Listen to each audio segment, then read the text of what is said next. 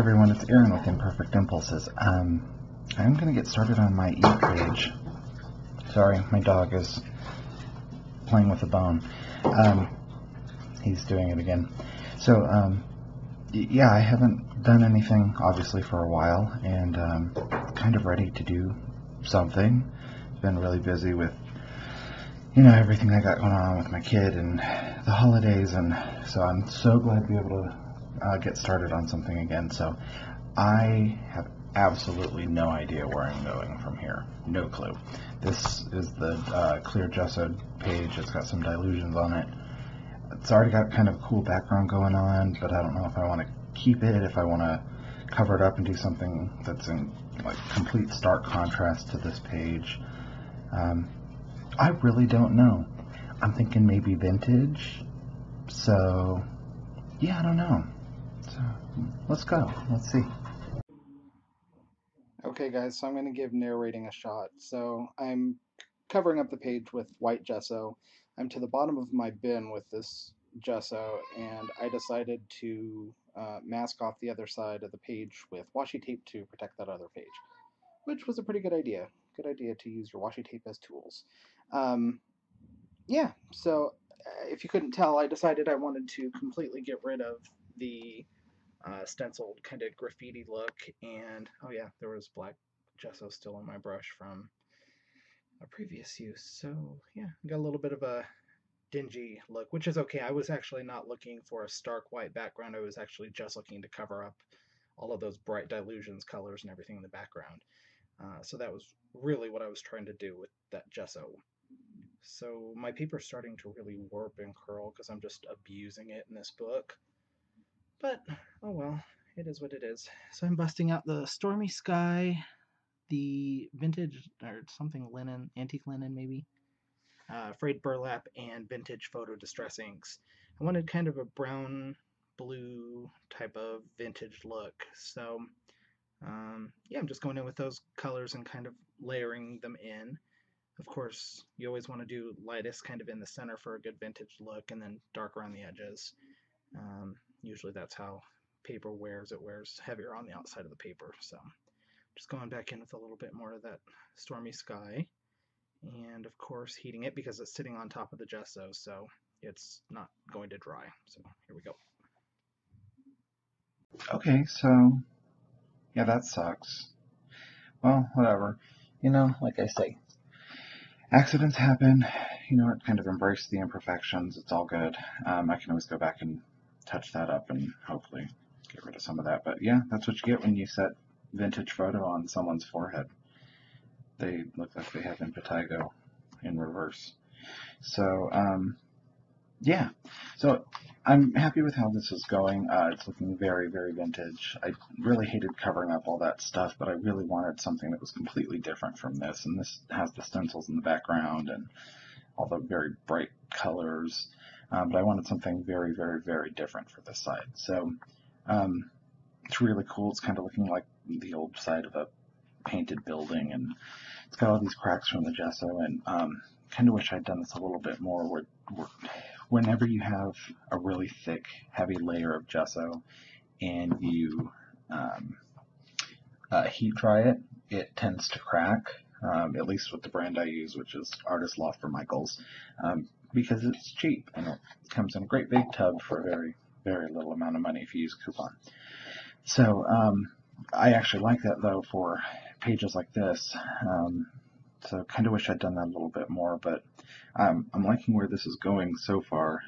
Oh, and another thing on distress inks, when you're using distress inks on top of gesso, make sure you dry them really well, because they're water-based and gesso's a primer.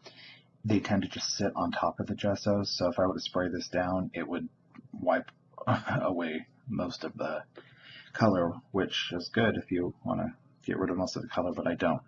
So anything wet that I put over top of this is going to make all this move and shift, and so I'm probably not going to use any paints or heavy, watercolors or anything like that. It's probably just going to be stamping and maybe a picture, and I'm not entirely sure that the theme of the page is going to fit what I want to say on the page, so yeah, that might be a complete fail.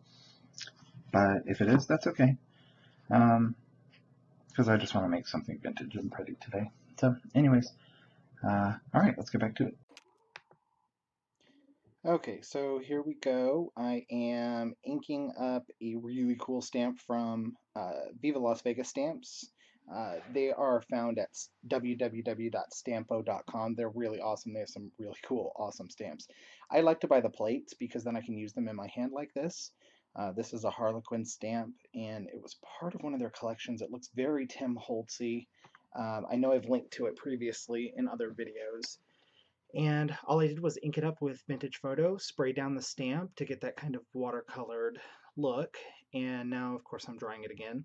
The cool thing about spritzing it down before I stamped it, and I'm switching to brushed corduroy, I think, to stamp some cool other stamps in the background. The cool thing about wetting it, I didn't forget, okay, just in case you thought I did, with wetting it is that when it dries, when the water dries, it actually gives a shiny look on top of the gesso, which normally doesn't happen with distress inks. So I thought that was pretty cool. Kind of found out something new about how my products react, which is part of the fun of art journaling, and really ultimately what this page became about. So here I'm just using some random travel type stamps. They kind of look like postage stamps mixed with famous monuments with La Tour Eiffel, which is the Eiffel Tower. I love France. I will go there one day. Of course, there's some London and Rome and just a bunch of really cool stuff in there. So don't ask me who makes these. You know, you guys, I throw away all of my packages after I get home and get my stuff in my room, and I organize it the way that I'll actually use it. So that, I think, does it for the stamping background. Let's go to the next part, shall we? Okay, so, excuse me. I have this awesome, awesome little antique mall near me. I live in Vegas, and, well, it's nowhere near me, actually. It's a good 40 minutes away. But that's my fault because I live at the other end of the world in Vegas. So, yeah, they have some really awesome deals on paper stuff. So, for instance, this super awesome pack of sheet music. This is really old vintage sheet music. This has to be from the it's falling apart. It has to be from the early 1900s. I can't find a date anywhere on it. So, yeah. But it's beautiful. I love this cover. This is going to end up getting used for something, assuming it doesn't fall apart before then. But I just thought that's beautiful. And so, the paper's really old, and it was really cheap. I think I got this entire book of sheet music for less than $10. So, yeah, I love that antique volume. So, let's see. There's also a vendor there who sells all these really cool old photos. Some of them are original, some of them are prints. And I think this was an original. Let's see. Looks like the tape is original too. Yeah, I can't read that, but it does say 1927 on the back. So, this may be a print. I don't know, it could be an original. Yeah, so I'm not sure if I want to include that in there, but I think I paid a whole whopping $2 for this. So, I'm not complaining. Got a bunch of these old, really cool, hello, envelopes. Yeah, came to me finally. 1932, 1933, which is pretty cool. Again, some more vintage photos. And then this is one of my favorites. I don't know what I'm going to do with this yet, but I had to have it. It was $2 at the antique mall. And it is an old bank register. And what it was is, I think it was a line of credit. It was a $6,000 loan. And I just thought it was so cool. And there's only one page of actual transactions. As you can see, the rest of it's pretty much blank, but I thought it would be pretty cool to alter this somehow. I mean, it's still in the original sleeve and everything, so, I mean, yeah, I might do something with that. I had to have that though. That was non-negotiable when I went there. So I think maybe I will use that. And I have to tell you, looking at this at an angle, this does not look like an original. It looks like a copy, which I'm okay with, but I don't know, the back looks pretty authentic. So you know what? I think if it is an original, it's going to be an original in my art journal. So it's no one I know. If you are going to start using people you know or pictures you have of people you love and know, make sure you make copies of them or scan them and get prints made, print them out. Do not use your originals because I don't know these people and I just like the really cool little card picture. Yeah, I don't mind. But if this were someone I knew, I would definitely not be doing this right now. So that's my little warning, and back to making stuff. All right, here we go. So we're going to finish up this page now. I'm taking some of that vintage sheet music that I showed you I got, and this paper tears so weird. It is so old and so very crumbly. I'm taking some vintage photo distress ink, and I'm just going to darken up the paper just to make it go a little bit more, just be a little bit more in contrast. And as you can see, it ripped while I was inking with the blending tool. So that's how delicate and fragile this paper is, but it's so cool. Seriously, for $8.95, and I think I got probably 40 sheets or so, if not more, in this book. I love that antique mall. Okay, I'm rambling. So I'm just blotting it off, did a little bit of the water flick technique. This is a roll that I think I got from my food saver because it's a lot thicker than a paper towel roll. And I'm just using it to create kind of that coffee cup, tea stain, circle ring look, just to make the paper look like it's just been abused. I love that word, abused. Adding a little bit more vintage photo. And I don't know what I'm doing with it. Oh yeah, I am flicking it. I'm hitting it with a paintbrush. I'm hitting the paintbrush on the scissors and didn't come out very well. It was just very muted. The look wasn't something I cared to do again with that. I think that's better saved for acrylic paints. So I just wiped up the excess with another piece of that scrap paper. And I'm going to start assembling this page soon, kind of like a scrapbook layout. I've been really inspired lately by a lot of really awesome scrapbook artists. Scrapbooking is something that I think a lot of art journal artists consider to be not really art, but I think it really is. There's a lot of work involved in layering all the pieces up, and you're taking paper that yes, someone else has printed and made for you, and but you're taking it and adding it with other stuff, and you're really creating something brand new with it. And I think there's something really, really cool in that. So some of my favorite people are Anna Dabrowska, I believe. She's a really cool Polish lady. She's with Prima. She's one of their designers. She's amazing. Catherine Krieger, she's another one of my favorites. She does layering like no one else. I mean, she just takes tons and tons of pieces and just layers the heck out of it. So that's kind of where I wanted to go with this because it's been a long time since I've used pre-printed papers other than just the vintage music and book text and used it in my art. Usually that's all I use. And so I really wanted to play around with some pattern papers. And I like using my scraps a lot in my art journal pages because it's funny, in scrapbooking, you often forget about the scraps, which is where it all started. Oh, and FYI, while I'm blathering on, I am inking up the photo with a little bit of the brush corduroy and vintage photo distress inks, and then I'm going to come in with some stays on. I'm going to stamp on the photo and then ink up the edges. So back to me rambling on about scrapbooking. Yeah, I kind of looked down on scrapbooking for a while because that's where I started, and then I got into art journaling, and then it was scrapbooking. Well, that's kind of a lower art form, and watching people do their scrapbooking is amazing to me. Watching Julie Faith Ann Balzer. She's another one who does amazing scrapbook layouts, and they're usually so simple, and I haven't gotten that down yet. Mine still tend to be kind of busy. So I really love hers. So um, I suggest you check some of those people out. Another good one is Miranda, Miss Liberty 25 on YouTube.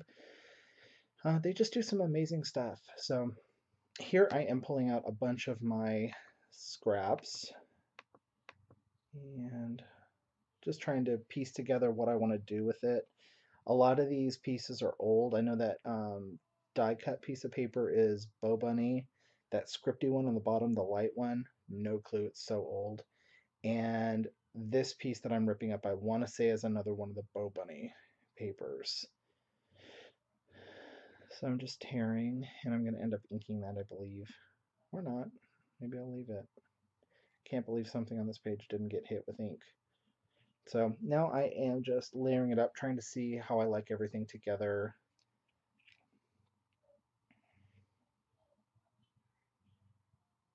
I got quiet. What am I supposed to say to you? You're not even talking back to me right now. Well, it's okay. Maybe you're just quiet today. I wish we could talk, though. I bet we'd have funny conversations. I think I'm creeping out anyone who could see me right now. It's okay, I like creeping people out. So again, just layering, layering, layering. And you guys, I still can't tell whether or not that photo is an original or not. It's really hard to explain, but the back looks extremely authentic.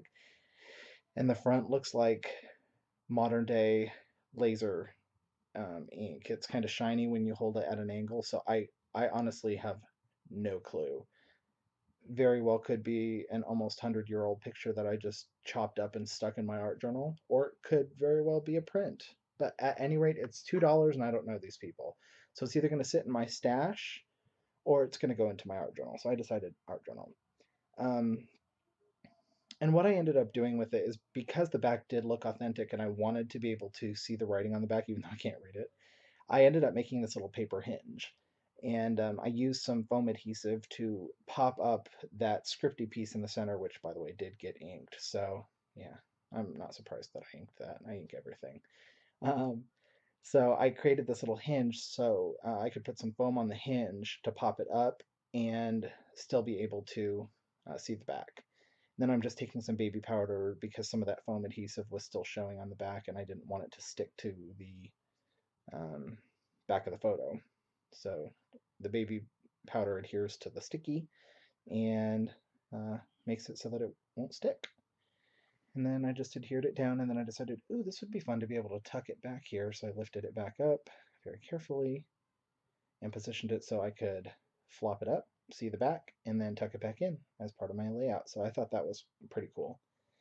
And then I'm really just going to finish this up by using, my favorite part of me, which is my handwriting. Enjoy the process, because that's what art journaling is about. Don't care about the end result. Really just love the process. Love what you do. So I think I'm getting ready to ramble on in the next part of the video. So here we go. Alrighty, guys.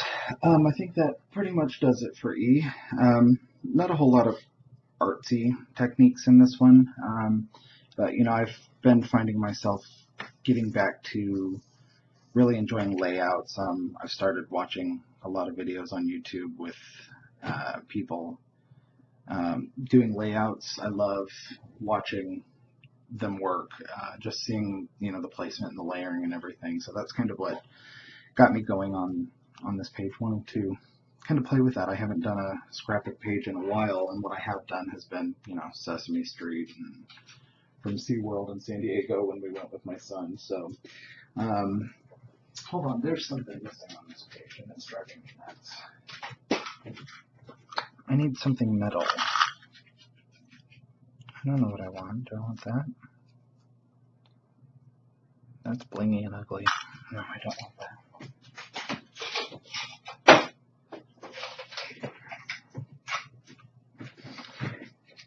All else fails, pull out the Tim Holtz junk, right?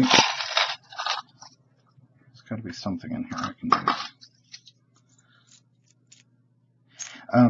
Yeah, so anyways, Catherine Krieger, she's one of my favorite scrapbook layout people. She's really inspiring to watch. I like watching her. I like watching, good God, I can't remember people's names right now. I'm kind of a mess, sorry. I was so expecting the world to end, and here we all are. So now I have to keep going, thinking, oh, well, I guess I'll just stop at D, and I'll never do another one because the Mayans said so. But, you know, they couldn't even see the flu coming, or the Spaniards for that matter. So, but they saw us dying. Just saying. Let's see.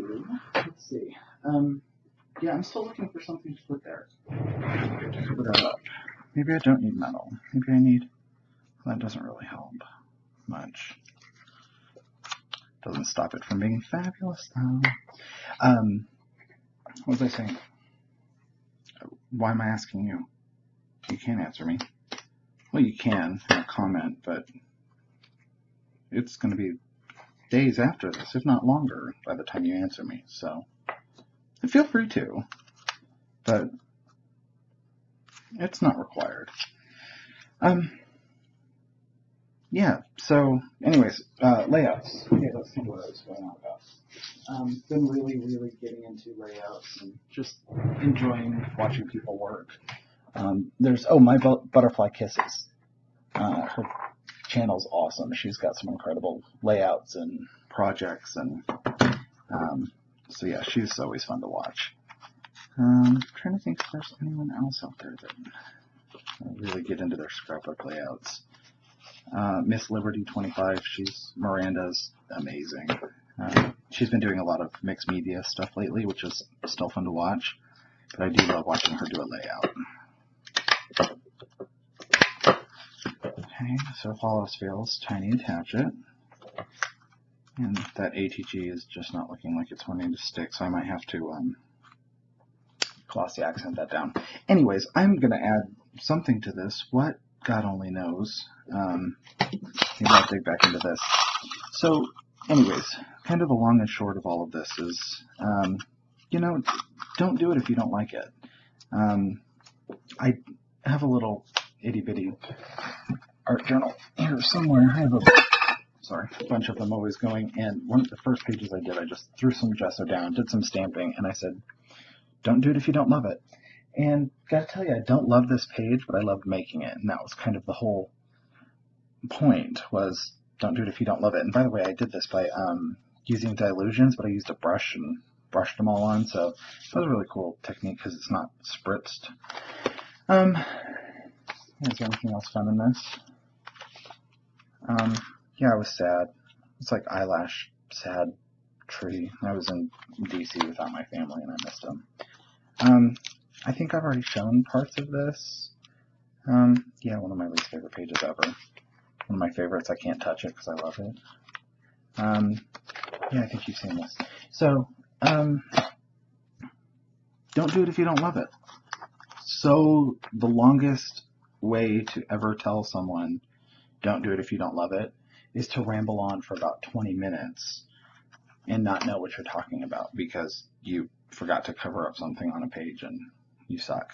So I'm going to glossy accent this down, and that will be the final page.